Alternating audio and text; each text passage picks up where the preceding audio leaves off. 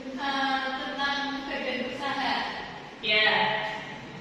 Terus badan usaha itu contohnya seperti apa Mbak Listi? Mbak Nanda? Badan usaha itu ada badan usaha milik negara, badan Ya. usaha milik daerah, sama badan usaha milik swasta. Ya, berarti masih ingat ya, selanjutnya pada pertemuan hari ini kita akan membahas tentang koperasi. Pada pertemuan kali ini kita akan membahas tentang koperasi yang meliputi tentang pengertian, jenis, fungsi, dan bentuk-bentuk. Yang pertama adalah pengertian koperasi.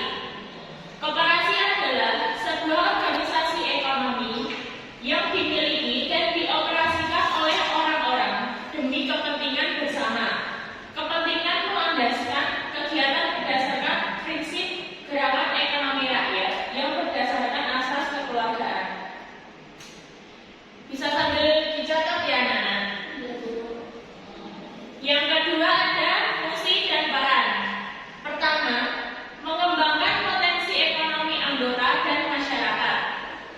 Kedua, mempertinggi kualitas kehidupan masyarakat. Ketiga, memperkokoh perekonomian rakyat. Dan yang terakhir, ada mewujudkan dan mengembangkan perekonomian nasional. Selanjutnya ada prinsip koperasi. Pertama, anggota bersifat sukarela dan terbuka. Kedua, pengelolaan secara demokratis. Ketiga, pembagian sisa hasil usaha dilakukan secara adil. Dan yang terakhir, pemberian balas jasa terbatas. Selanjutnya ada yang kelima, kemandirian. Keenam, pendidikan perkoperasian. Dan yang terakhir, kerjasama antar koperasi. Bentuk-bentuk koperasi. Yang pertama ada koperasi primer, yaitu koperasi perseorangan yang didirikan dan beranggotakan minimal 20 orang. Yang kedua ada koperasi sekunder. Koperasi yang terdiri dari gabungan beberapa koperasi serta memiliki cakupan daerah kerja yang luas. Lalu ada koperasi berdasarkan fungsinya. Pertama ada koperasi konsumen, berfokus pada penyediaan kebutuhan konsumsi anggota. Yang kedua ada koperasi produsen, yaitu melibatkan anggota dalam kegiatan produksi dan jasa. Yang ketiga ada koperasi jasa, yaitu menyediakan layanan tertentu bagi anggota. Yang keempat ada koperasi simpan pinjam, yaitu menyediakan layanan simpanan dan pinjaman uang kepada anggota. Yang kelima ada koperasi serba usaha, yaitu menggabungkan berbagai jenis layanan dalam satu entitas. Lalu ada koperasi berdasarkan keanggotaannya. Yang pertama, koperasi unit desa, yaitu beranggotakan masyarakat desa dan berfokus pada sektor pertanian dan perikanan. Yang kedua, koperasi pegawai Republik Indonesia atau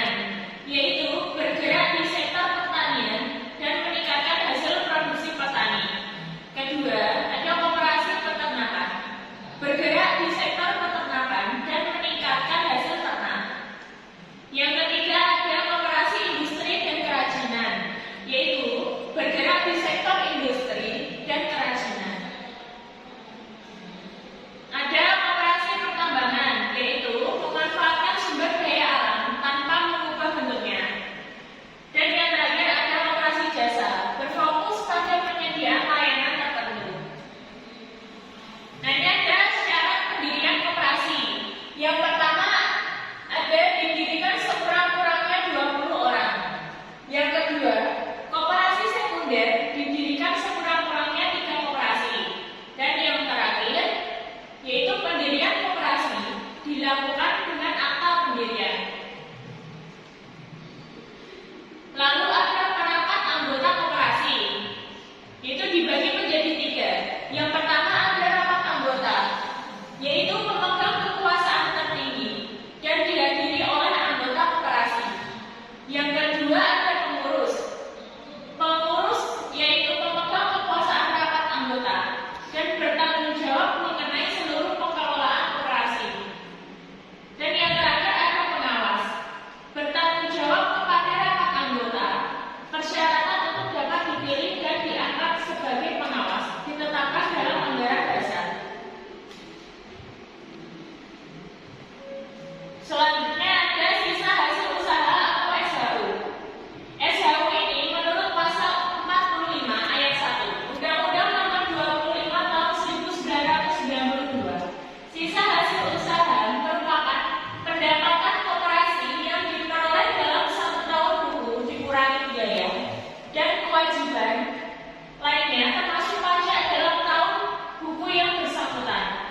Nah, rumus dari perhitungan SHU ini adalah penjualan bersih dikurangi HPP, dikurangi beban usaha, ditambah pendapatan di luar usaha, dan dikurangi beban di luar usaha. Dan yang terakhir ada pembubaran koperasi.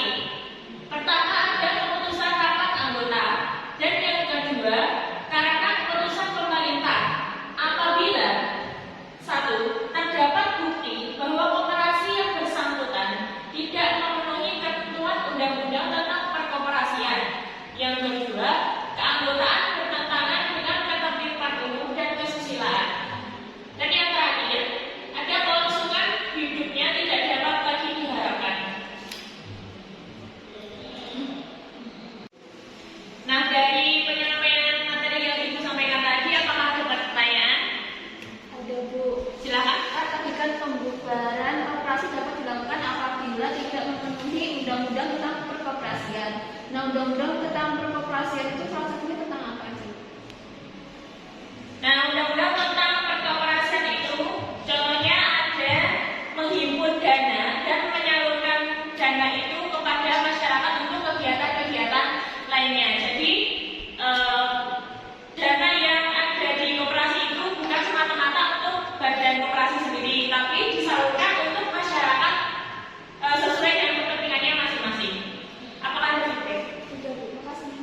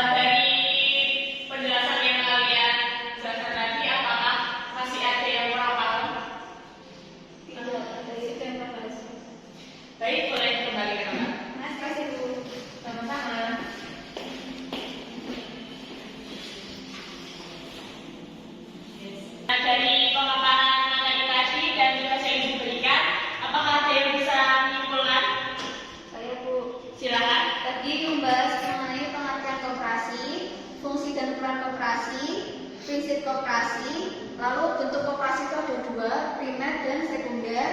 Terus jenis-jenis koperasi juga ada tiga, yaitu berdasarkan fungsi, berdasarkan keanggotaan, berdasarkan komoditasnya. Lalu membahas tentang syarat-syarat pendirian koperasi. Terus ada sisa usaha atau SHU yang dapat dibagikan untuk anggotanya sendiri. Terus ada syarat pembubaran koperasi. Baik, berarti kurang lebihnya semuanya udah paham ya. Nah ini kan waktunya udah selesai. Untuk mengakhiri pertemuan pada kali ini, maka kita membaca hendar bersama-sama.